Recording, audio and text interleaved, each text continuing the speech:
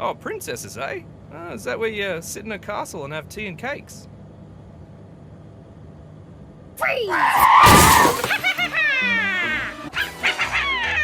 the greedy queen and I'm going to freeze you! G'day, you cheeky dogs. Today we're going to be talking about the Bluey episode, The Adventure. We are going to be going through some of the weird and crazy fan theories with this episode, as well as the movie aspects, the theming of it, and a deep dive into some of the Easter eggs and hidden details that maybe you cheeky dogs might have missed. But if you love Bluey as much as we do here, don't forget to hit that like button down below, that subscribe button, and that bell for notifications so you know whenever we release any other Bluey themed videos. So starting off with the fan theories on this one, and there's two in particular. The first one is one of those very stereotypical theories, and that's that at the very end scene when Chloe freezes her dad in the car, apparently he crashes his car and then they both end up in a coma and everything in Bluey has basically been a dream. Which I of course don't believe in, but I do find it funny that this theory has come up and it was up on Reddit as well, and almost every single fandom has this kind of theory attached to it. So it kind of makes me laugh that Bluey has it too. Now, the second major theory though that is with this episode is that it occurs at the exact same time as the season 2 episode Army. Then we got to school and I met my teacher Calypso.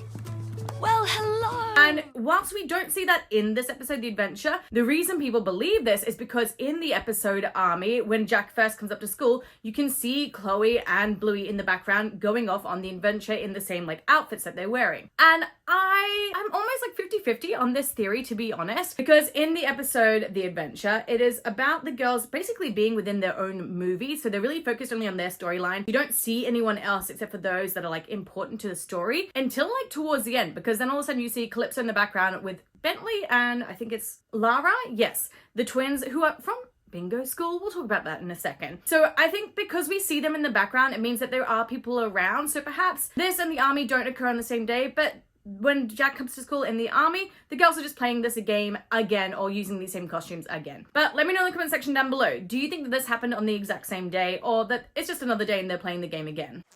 Oh my, what rude fellows!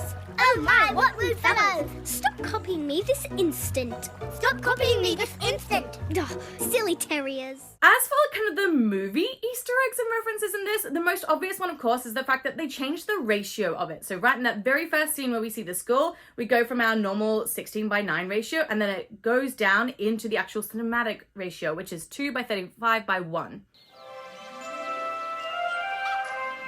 This again is meant to sort of make us feel like we are watching a Bluey movie, which I think is really cool. They also do this with the music as well. The music only plays during the movie part, but whenever the girls have to switch costumes, the music completely stops. So I think that also kind of helps the children watching this realize I guess what's happening as well, and to make it still feel like, this is when they're playing the game and this is when they're just doing stuff outside of it. You're a faster runner than me, Bluey. Let's swap. Okay.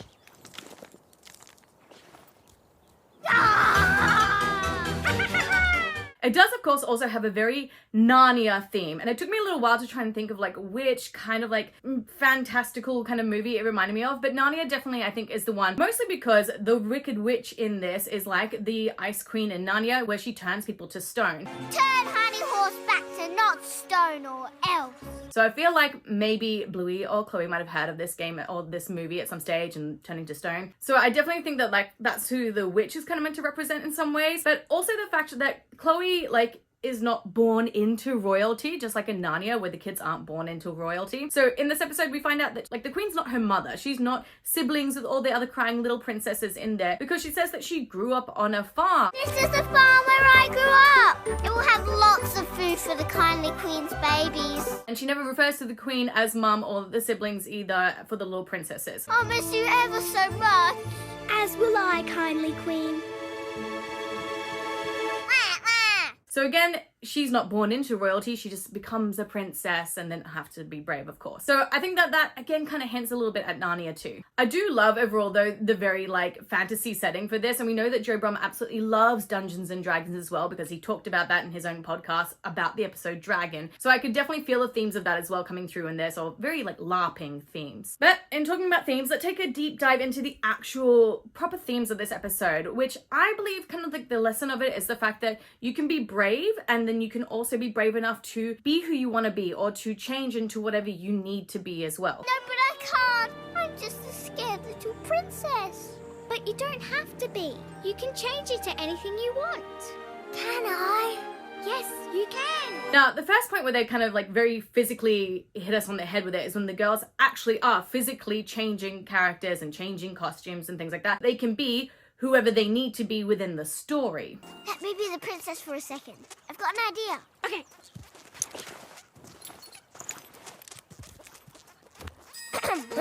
The second part that kind of brings this home is the fact that the queen says to the princess that she has to be brave. And then also the fairy godmother is saying that, you know, she has a heart of a hero. And that's kind of pushing forward the idea that princesses can also be heroes too. Because the queen could have sent a knight out into the realm technically, or Chloe could have dressed up as a knight, but they decided to do it as a princess. And there is a nice little nod with this as well. The fact that the headdress for the princess that they're wearing, Costa Casab, one of the art directors of Bluey, did make a tweet about this and said that like it was on purpose that it was like this. Like it was made to look very specifically medieval rather than like your typical like Disney princess kind of thing. And I love that extra little detail. Now, of course, this again is really hammered home with the very end scene with Chloe and her dad in the car, and the fact that he thinks princesses is, you know, eating cake and tea in a castle, because the era when he grew up, yeah, that was very like more gender stereotypical of like what girls did, what boys did, what princesses do, what princes do. The fact that like he brings it up specifically like that, and then Chloe looks so offended and then of course freezes him. Oh, princesses, eh?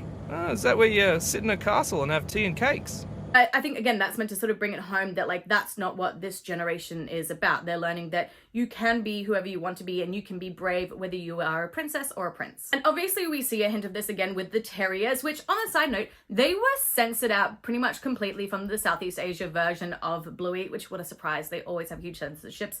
But, like, the arm jokes, them telling Chloe to run, like, that was all cut, which is really sad because it brings home, like, a really important point, I think, of them showing, like, boys teasing girls, which is kind of one of the first times we've really seen this in Bluey. But the fact that the girls can take the words of the boys and turn them around and I guess one up them almost in this point, but showing that, like, you know, the words can't affect me. I can also show you that I can be smart and brave, and again showing that like girls can do what boys can do. So I did like that kind of added into it, and it's a shame that that was censored in Southeast Asia.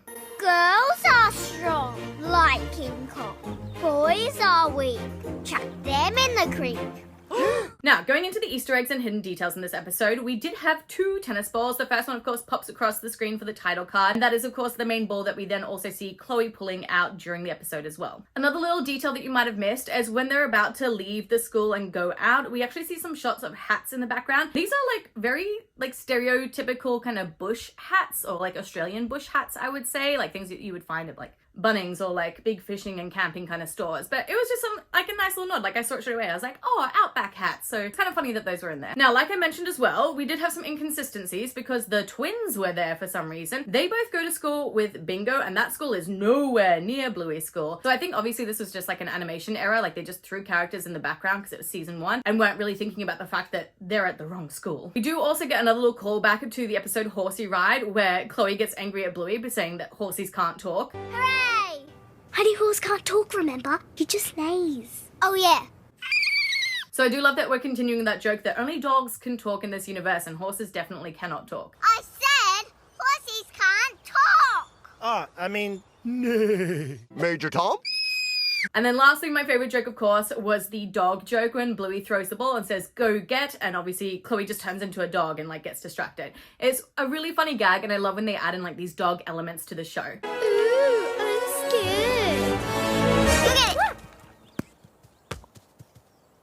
So overall for me, this episode is honestly like a 4 out of 5, I would say. Like I really liked how it was a bit different. I thought it was really interesting what they did with it as well. And overall just thought the theme of the fact that princesses can do what they want, but also you as a person can be brave and change into whoever you need to be. I think that's a really great message as well. But cheeky dogs, let me know in that comment section down below what you thought of this episode, how many long dogs you would give it out of 5, and what you think of some of the theories about it as well. Until my next video though, make sure that you click that like button down below, subscribe, and that bell for notifications so you know when that video comes out. But until then, I've picked your cheeky dogs out a few other videos that maybe you would like to watch, and I'll see you all in another video. Mwah! Bye!